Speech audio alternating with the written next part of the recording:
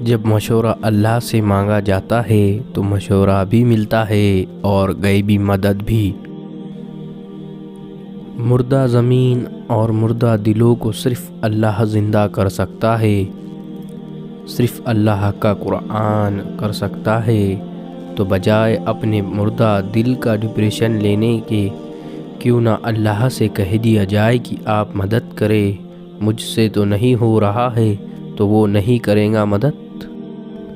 ساتویں آسمان پر رہنے والا رب العالمین ہمارا دکھ ہمارے ساتھ رہنے والوں سے بہتر جانتا ہے۔ تصور تو پھر تصور ہے، اس کے کن سے تو حقیقت بدل جاتی ہے۔ وقت سے ہارتے وہ ہیں جنہیں اللہ پر بھروسہ نہ ہو۔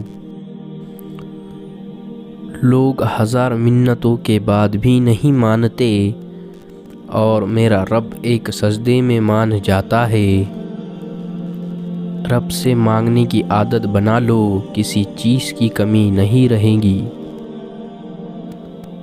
اداسیاں انسان پر تبھی حاوی ہو جاتی ہے جب وہ اللہ کو چھوڑ کر بندوں کی عبادت کرتا ہے۔ میں نے اپنی زندگی کا ہر فیصلہ اپنے رب پر چھوڑ دیا ہے، بے شک میرا رب مجھے مایوس نہیں کرتا۔ آزمائش تو انہی کے لیے ہوتی ہے نا جنہیں اللہ چاہتا ہے، اور صبر وہی کرتے ہیں جو اللہ کو چاہتے ہیں۔ ایک الگ سا سکون ملتا ہے جب اللہ خوف سے استغفار کے آنسو آنکھوں سے نکل جاتے ہیں۔